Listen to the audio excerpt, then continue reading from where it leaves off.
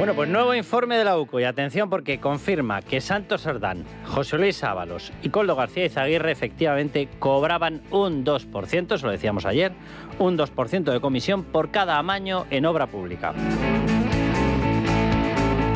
Seguimos con la trama de obras públicas del Partido Socialista. Agárrense, operó en Marruecos. Sí, me imagino que estarían pensando, o Marruecos o República Dominicana. Pues Marruecos. ¿Y cuándo lo hizo? Justo tras la visita de Sánchez. Atención a los mensajes que se mandaban. Abro comillas. Con el 1 estaría bien contactar. Cierro comillas. La trama de obras públicas, seguimos con ella, del PSOE, confirma su conexión, agárrense, con Teresa Rivera, Ministerio de Transición Ecológica, que boda sin la tía Juana, y con el PNV, necesario para la investidura. Bien, la UCO ha encontrado ya hasta los cargos nacionalistas exigidos a cambio. En Es Radio, la noche de Cuesta, con Carlos Cuesta. Es Radio.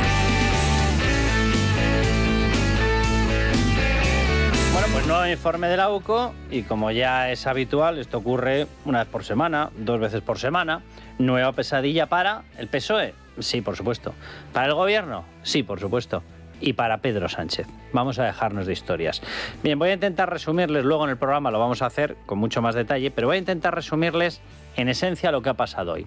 Sale este informe, había dudas de si el informe se iba a centrar más en la cuestión patrimonial, de la propia figura de Santos Cerdán, es decir, en sus cuentas corrientes, en sus casas, o iba a dar prioridad a la estructura societaria. Yo simplemente les voy a decir que tengan en mente un nombre, Filesa.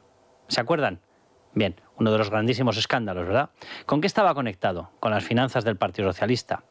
Época de Felipe González. Bien, es otro estilo, es otro esquema, es otro tipo de empresa. Pero es posible que no sea muy distinta la dinámica. Voy a explicarlo.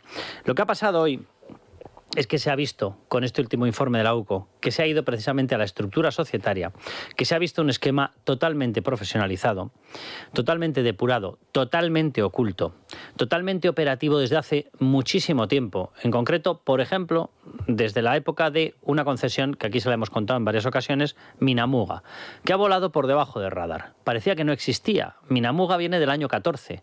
Se fue negociando, tuvo distintas fases, hubo que licitarla, etcétera. Y es verdad que su negociación fue larga, hasta el 19, hasta el 20, pero nació en el 14. Y en el 14 ya se estaba manoseando. ¿Saben lo que ocurrió en el 14? Pues fue el primer ascenso a la Secretaría General del Partido Socialista Obrero Español de Pedro Sánchez. ¿Y saben qué más cosas ocurrieron? Pues que ya se fraguó una amistad, la de Pedro Sánchez con Santos Cerdán. ¿Quién fue el apoyo para todo realmente de Pedro Sánchez? Fue Ábalos. Ábalos lo fue para algunas cosas. Koldo García Izaguirre confiaba mucho en él. Era el hombre que le susurraba sus avales, dormía con los avales, decía, aquí tengo las cajas de los avales, no me voy a separar de ellas, jefe.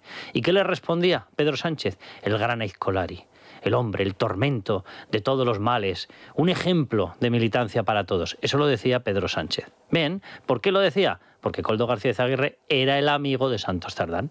Se conocieron en Navarra. Koldo no era navarro, pero se conocieron allá en Navarra. Bien, desde el año 14 venía ya profesionalizándose esta estructura. Y lo que ha certificado este informe de la UCO es que esa estructura fue clave para llegar al poder, para llegar al gobierno por parte de Pedro Sánchez, para llegar al control, como ya vimos en anteriores informes, del propio Partido Socialista. El amaño de las primarias, ¿por quién pasó? Por Koldo y por Santos Cerdán. Lo decían ellos, ¿verdad? Mete 2 papeletas más aquí, mete 2 allá. Era una dinámica de amaño. ¿Por qué? Porque tenían que proteger al jefe. Y este informe ha certificado que esa misma estructura ha servido para conseguir la moción de censura con PNV, para conseguir tras la moción de censura colocar a los cargos que pedía PNV, para que PNV estuviera en las negociaciones a través de Santos Cerdán cuando resulta que Anchón Alonso, la persona clave en Servinávar, la empresa estrella de toda la trama de obras públicas amañadas, resulta que era una persona con contacto directo con el PNV. Ha servido para ver este informe que no solamente era esa la conexión del PNV. En Navarra había un partido que se llamaba Nafarroa Bai, Nabai. ¿Quién era la jefa? Uxue Barcos, les sonará, ¿verdad? Hace ya tiempo. Bien, Uxue Barcos realmente era la marca blanca del PNV. Nafarroa Bai, ahora Geroa Bai, es el PNV en Navarra. También aparece. ¿Y también aparece en qué? Pues aparece precisamente en esa concesión de Minamuga, porque se necesitaban cargos y ella era la presidenta foral, la presidenta de la Comunidad de Navarra, con permiso del Partido Socialista. ¿Quién negoció esa alianza? Santos Cerdán. ¿Qué más dice este informe de la UCO? Pues desvela nada más y nada menos que conexiones también con otro gobierno regional, el del ya fallecido Javier Lambán. De hecho, con mensajes de Koldo a Javier Lambán, mensajes personales. ¿Y qué negociaban? Pues otra conexión, porque Mina Muga resulta que está en la parte de Navarra, pero cruza hasta la parte aragonesa. Y necesitaban determinados permisos. ¿De quién? Por ejemplo, del Ministerio de Transición Ecológica. ¿Quién los concedió? Teresa Rivera. Ahora vamos entendiendo, ¿verdad?, que estuviera o que esté tan premiada. Se la llevaron a Europa. De hecho, no le han pedido ni media explicación, por ejemplo, por el tema de la Dana, por las inundaciones de Valencia. ¿Por qué? Hay que protegerla, porque sabe muchísimo. ¿Qué más dice este informe? Bueno, saca a la luz esa red societaria perfectamente definida, con un esquema en el que Acciona se apoyaba en Servinávar, Servinávar se apoyaba en Noran, Noran se apoyaba en una siguiente empresa en la cual estaba la hermana de Santos Cerdán, y entre todas ellas se iba repartiendo un dinero. ¿En base a qué? En base a conseguir las obras públicas presuntamente amañadas. Que, por cierto, la UCO da ya por certificado que presunto a lo mejor se queda corto, porque hay una dinámica perfectamente establecida. ¿Y quién estaba ahí? ¿Estaba solo Santos Cerdán? No, no estaba solo Santos Cerdán.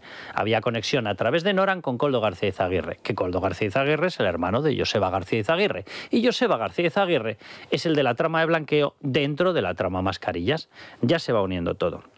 ¿Qué más saca a la luz este informe de la UCO? Pues nada más y nada menos que conexiones en Marruecos. En Marruecos, sí. Ese país al que nosotros hemos decidido hacer todo un ejercicio de sumisión ante ellos. ¿Quién ha sacado partido de eso? ¿Quién ha sacado beneficio de eso? Me imagino que del silencio de Pegasus, Pedro Sánchez. Me lo imagino. Me imagino que del silencio de Pegasus, posiblemente también Fernando Grande Marlaska. Pero lo que no es imaginación es que por allí estuvo dando vueltas con determinados acuerdos una tal Begoña Gómez. Porque a través del Africa Center hizo un acuerdo con AP de Maroc. Y a través de AP de Maroc, es decir, AP de Marruecos, entró en contacto con unos 20.000 ejecutivos top, los preferidos, por parte de Marruecos. Bueno, pues otra alianza que tenían. ¿Y allí qué estuvieron haciendo? También negociar determinadas obras de Acciona. ¿Estuvo Santos Cerdán? Estuvo. ¿Estuvo Koldo? Estuvo. ¿Estuvo Ábalos? Estuvo. ¿Y cuándo estuvieron todos y cuándo cerraron esos acuerdos? Justo después de una visita presidencial de Pedro Sánchez. Todo esto ocurría a finales del 18. No se crean ustedes que esperaron mucho, para empezar a poner a pleno rendimiento la maquinaria. No, no, no, no, no. Por allí se pasó Sánchez y unos días después, unas semanas después, empezó toda la maquinaria. No sé muy bien a quién se referían, pero hubo mensajes, se lo hemos leído antes, del estilo del con el 1 estaría bien contactar. ¿Quién era el 1? ¿Era Ábalos? Podía serlo. ¿Podía ser Sánchez? Podía serlo. A lo mejor ya habían contactado, porque todos los movimientos son posteriores a una visita de Pedro Sánchez, a una visita y a un contacto posterior con el primer ministro marroquí. Acaba ahí el informe de la UCO, de eso nada. Habla de reparto de cargos pactados con el nacionalismo, que ya se lo he citado, pero con un fin: la investidura de Pedro Sánchez. ¿Quién llevó todas esas negociaciones? Santos Cerdán. Santos Cerdán fue el hombre decisivo para la investidura, el hombre decisivo para negociar con Puigdemont, el hombre decisivo en Waterloo, el hombre decisivo con Bildu y, por lo visto, el hombre decisivo también con PNV, porque se lleva muy bien con todos los destructores de España. Y a todos ellos los amansaba. Ahora tenemos la sospecha de que a base de dinero, aparte de otras cosas, y se los ponía en suerte a Pedro Sánchez, para que se sentara Pedro Sánchez. Anda, justo lo mismo que aparece retratado con el tema de las primarias. ¿Por qué estaban con aquello de mete 2 papeletas más aquí, mete 2 allá? ¿Por qué Pedro Sánchez salió corriendo con una urna en sus propias primarias para meterla detrás de un biombo? Porque su dinámica era llegar al poder y mantenerlo como fuera, sin ningún tipo de límite. ¿Se acuerdan de la frase que repetía Pere Dolcet, que le habría dicho Pedro Sánchez a Leire Díez? Sin límite. Hay que parar todo esto sin límite. Pues sin límite llegaban al poder. ¿Y quién es Cerdán? Vamos a centrarnos en la figura de Cerdán. Cerdán aparece en la trama Koldo. ¿Por qué? Porque era la persona que le daba órdenes a Koldo. De hecho, controlaba el reparto del dinero, incluso con José Luis Ábalos. ¿Aparece en la trama Mascarillas? Hombre, eran Koldo y Ábalos, como para no estar si él era el que controlaba el dinero. ¿Aparece en la trama Petróleo? Estaba al corriente de todas las conversaciones de reparto del petróleo de Venezuela. Cuando se repartían dinero, ¿se acuerdan? Aquellas frases en las que estaba Koldo García Izaguirre repartiendo el dinero y diciéndoselo a José Luis Ábalos y diciéndole: a ti te corresponde medio, ¿vale? A mí otro medio, porque nos va de maravilla y nos estamos llevando un millón al mes. 1 millón al mes. Y según Koldo García Izaguirre le correspondía $500.000 a José Luis Ábalos. Todas esas conversaciones las conocía y controlaba el reparto del dinero Santos Cerdán. ¿Estaba en la trama de obras públicas? Estaba, estuvo, ha estado, está y no sabemos si estará.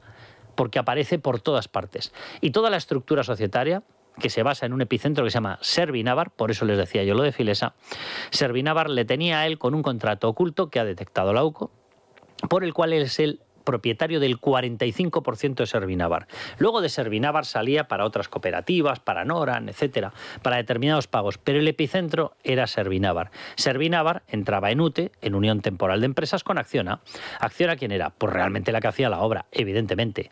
No la va a hacer esa cosa de Servinavar.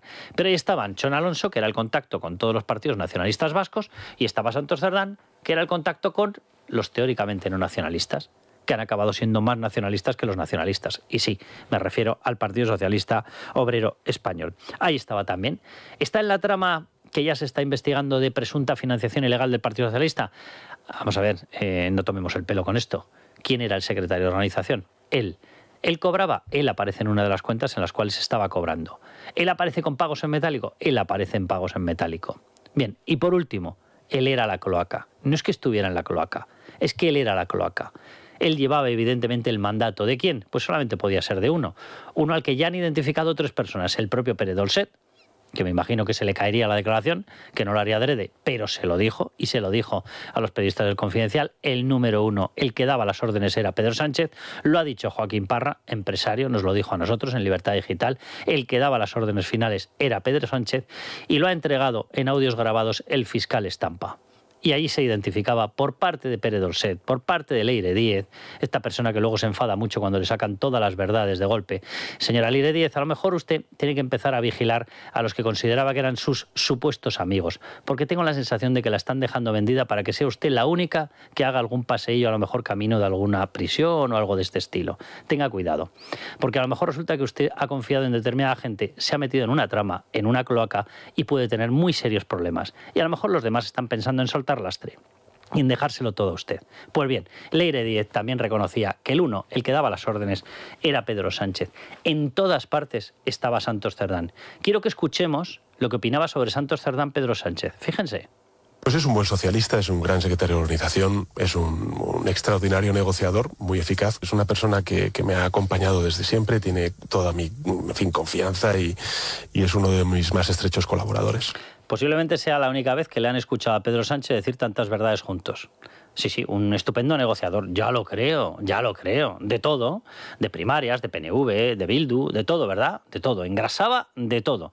Oye, una persona leal que ha estado conmigo, un perfecto colaborador desde el inicio, desde muy el inicio, como poco desde 2014, Minamuga lo acredita. Y una persona que le ha sido muy leal. De hecho, incluso se enfrentaba a José Luis Ábalos porque decía que se estaban llevando dinero a espaldas del partido. Porque había que llevárselo por delante del partido, quizás, señor Pedro Sánchez. O señor Santos Cerdán. A mí con que me conteste uno me vale, porque es tan evidente lo que está pasando. Miren, la UCO en este informe evidentemente no se ha ido a por cosas o no ha encontrado cosas muy mediáticas del estilo de Carlota se enrolla que te cagas, este día no, pásame 2, no, está la de Olimpo, no solamente hay que valer para follar. Este tipo de cosas a los que, por desgracia, en España parece que nos hemos acostumbrado. A que toda órbita fétida de corrupción asquerosa encima esté jalonada por este tipo de comentarios. Pero sin todo eso, lo que acaba de destapar la UCO es clave. Aquí había una estructura perfectamente diseñada, una estructura societaria de reparto que ha estado volando por debajo del radar pese a que lleva operativa, repito, desde el año 14. Una estructura previa incluso a que Pedro Sánchez llegase al gobierno, que es imposible que Pedro Sánchez no se enterara de ella porque viajaba con ellos en el Peugeot y no creo que lo hiciera en el maletero. Donde están los sospechosos habituales de todo, donde están los que mandaban en todo y donde están los que aparecen retratados también en la financiación del Partido Socialista. Esto es lo que acaba de destapar la UCO. Es de vital importancia. Y en todo ello, ¿estaba Santos Cerdán? Claro que estaba Santos Cerdán. Y en todo ello, ¿saben quién estaba? Pedro Sánchez.